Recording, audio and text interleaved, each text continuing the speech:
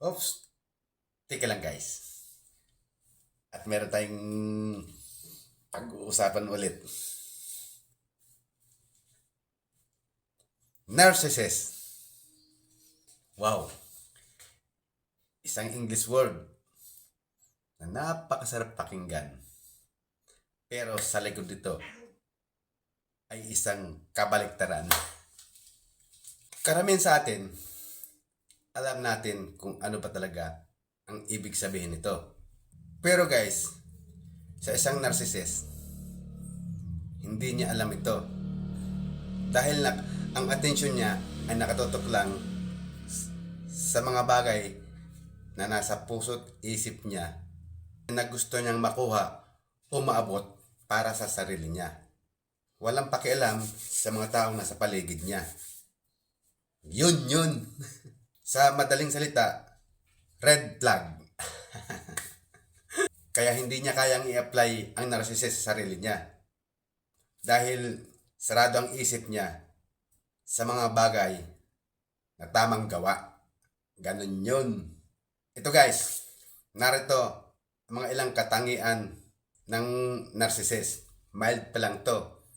Kung baga, mayroon pang mas mabigat, mas matindi. Pero guys, basahin nyo lang. With theme song na rin to. Kaya, tama yan. Abutin yung goal nyo. Okay, watch!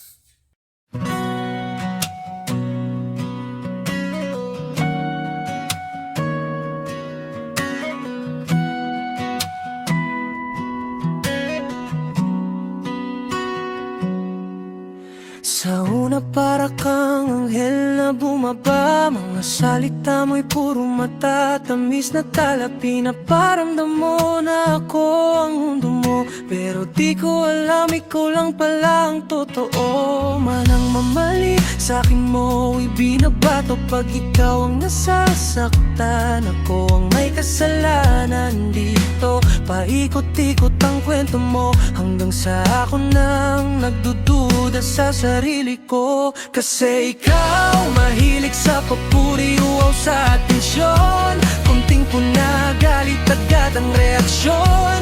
Walang pakiramdam sa sakit ng iba, basta't ikaw ang bida sa eksena. Ikaw, hari ng drama, master ng dahilan. Pag nahuli ako pa ang may kasalanan, sa salamin lang umiikot ang mundo. Langang puwang ang puso ko.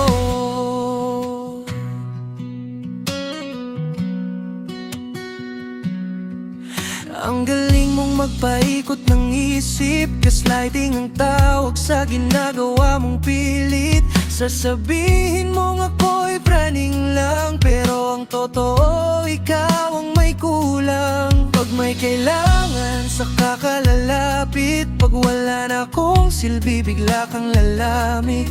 Pag ako'y lumalaban na, sasabihin mong ako'y masama. Ikaw, mahilig sa papuri, uaw sa atensyon. Kunting puna, galit agad ang reaksyon. Walang pakiramdam sa sakit ng iba, basta't ikaw ang bida sa eksena. Ikaw, hindi marunong umamin sa mali. Kahit malinaw, pilit mong itatanggi. Sa salamin lang umiikot ang mundo mo, sarili mo lang ang mahal mo. Ngayon alam ko na ang totoo, hindi ako ang problema, ikaw yon. Pagod na akong umikot sa'yo, panahon na para piliin ang sarili ko. Ikaw, mananatiling bihag ng ilusyon, habang ako'y lalayo sa sitwasyon. Hindi na ako ang tauhan mo,